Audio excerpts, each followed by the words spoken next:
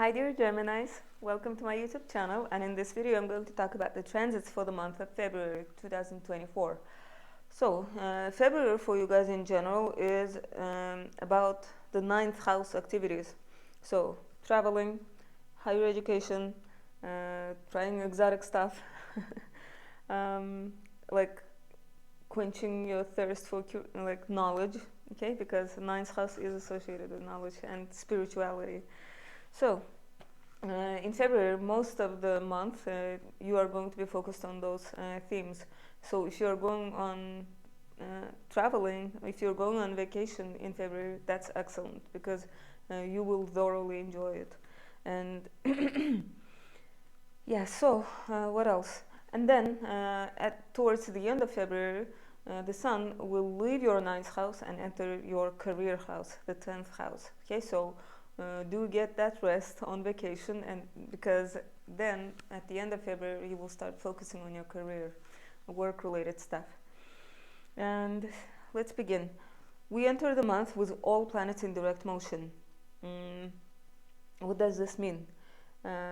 It's a great time to start something new because nothing will be holding us back. Usually retrograde planets is something like an unfinished business, and that's why we cannot completely live it and focus on the future. We're looking this way.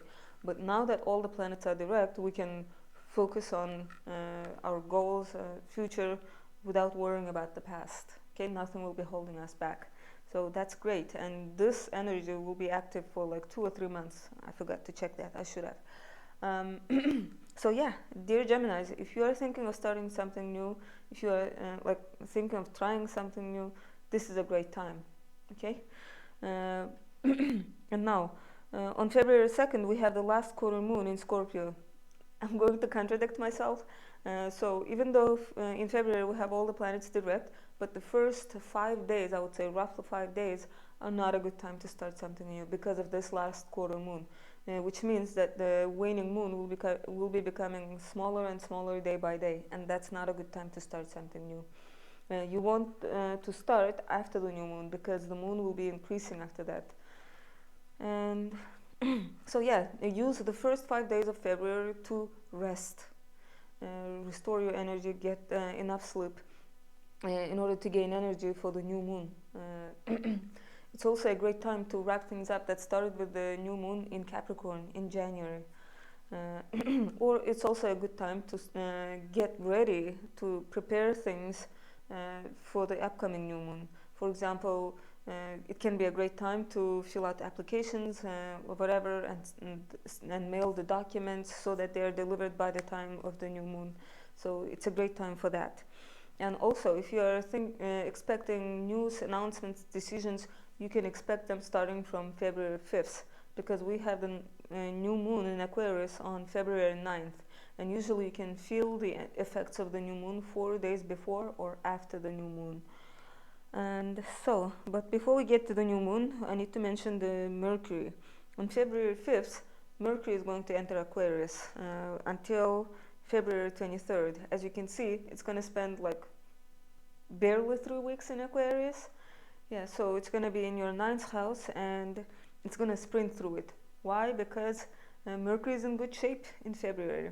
If you remember, in January, at the very beginning, Mercury was still in retrograde, and then until like late January, it was in the shadow zone, so it was not in a good shape. But now it's in perfect shape, so it's a great time to sign contracts and agreements because it will be for a long time. It won't change. When you sign contracts during Mercury retrograde, like let's say you sign a year contract and then after 4 months you change your mind, or like the company changes your mind, the other party changes their mind. So it's kind of like unstable. But when Mercury is in a good shape and you sign contract, it means you will fulfill that contract until the end without worrying about like sudden changes. Yeah. So Mercury in Aquarius, 9th house. During this period in February, you want to learn, like immerse yourself in like foreign cultures, exotic things, and like so in order to quench that thirst, I would say visit a new ethnic cuisine, like if try a new exotic food, or read a book that is like about a completely different culture. If you are unable to travel physically because of work or finances, yeah, like let your mind travel at least. Because in February we have tons of planets in fifth house. I mean, not fifth house, in Aquarius, in your ninth house.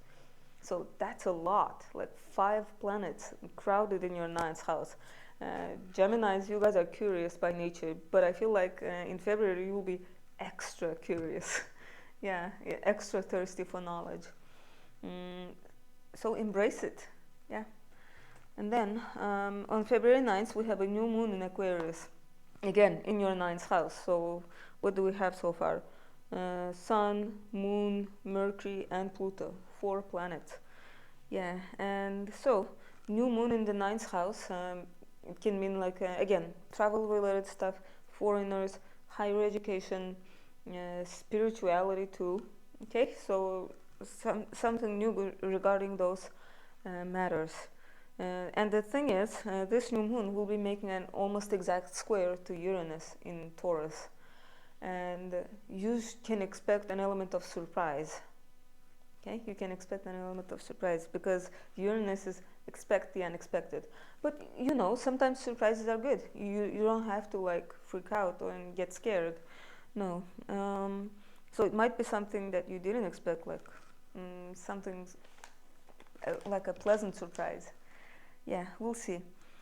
On February 13th, Mars is going to enter Aquarius until March 22nd. And as soon as it enters Aquarius, it's going to be conjunct Pluto because Pluto, still freshly in Aquarius, is still on the 0th degree. So as soon as Mars enters it, it's going to be conjunct Pluto. Now, so we have Sun, Mercury, Pluto, what else? And Mars in Aquarius. And then after this, Venus is going to join them. So we'll have 5 planets.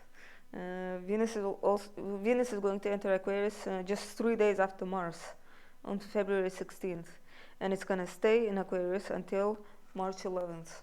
So mid-February, we will have tons of planets in Aquarius, and another interesting thing is around Valentine's Day we will have Venus, Pluto, and Mars all conjunct, very close together. And the thing is, these 3 planets are responsible for passion and love. Yeah, so I feel like this year's Valentine's Day is gonna be like super passionate or exciting or interesting at least. Yeah, we'll see. What else? And the thing is, this Mercury and Venus conjunction around Pluto, that's very rare. This is like completely new energy. For the past 15 years, we had Pluto in Aquarius, right? But Pluto in Capricorn, and now it's in Aquarius, a new energy. I mean, we did have Pluto in Aquarius briefly last year, but we didn't have Mars and Venus around it. Now we have these 2 cosmic lovers around Pluto, so I'm very curious about like how it's going to affect like romance. And then on February 18th, the Sun is going to enter Pisces, your 10th house. So the fun is the fun that is associated with the 9th house is slowly gonna fade out as the planets start crowding in your 10th house. On February 23rd, Mercury is going to enter Pisces and join the Sun in your 10th house. And Mercury is going to stay in Pisces until March 9th. So again, barely like 3 weeks. So when Mercury enters Pisces, your 10th house, the communication is going to be more about work. Communication with bosses, higher ups. Okay? And on the same day that Mercury enters Pisces, on February 23rd, Mars and Venus are going to be conjunct. So this is a very romantic energy. Yeah, like good for romance and dating. The children who will be born on that day will be very charismatic because of that conjunction. Let's see. And finally, on February 24th, we have a full moon in Virgo, on the 5th degree of Virgo. And dear Geminis, this is important because this full moon is happening in your fellow mutable signs. And so the sun is going to be in your 10th house along with Saturn, and the moon is going to be in your 4th house in Virgo. So there will be the need for a balance between these two areas of your life, work and home. Okay? And there will be like this tone of seriousness about this full moon because the sun is closely conjunct Saturn during this full moon. But we shouldn't feel too pessimistic. Like Saturn helps us see things realistically and work hard for it. So it can also be the time, dear Geminis, for you that it might be the time when you are ready to move out, because full moon is about culmination, illumination, and achievement. And this is like happening in your 4th house, the place you live at. So imagine the place, your time at a place, like living at that place is coming to a culmination. Yeah, you can interpret it in that way. So it is likely that you will move at the end of February, like maybe in March you will start your new lease at a new place.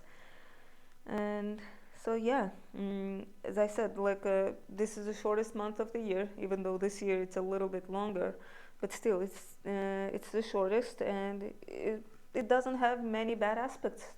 I feel like February is very Mars and Venusy because we have both of them conjunct Pluto, and then both of them will be conjunct by themselves, and we have Valentine's Day this month in February, so I feel like February should be romantic. And another thing I need to mention is we have a eclipse coming up in March, and so the month before the eclipse, February, is usually like the time of like calmness still. Like, so enjoy the peace that we have in February, because life will be a bit more hectic, will be a bit more busy around the time of the eclipse.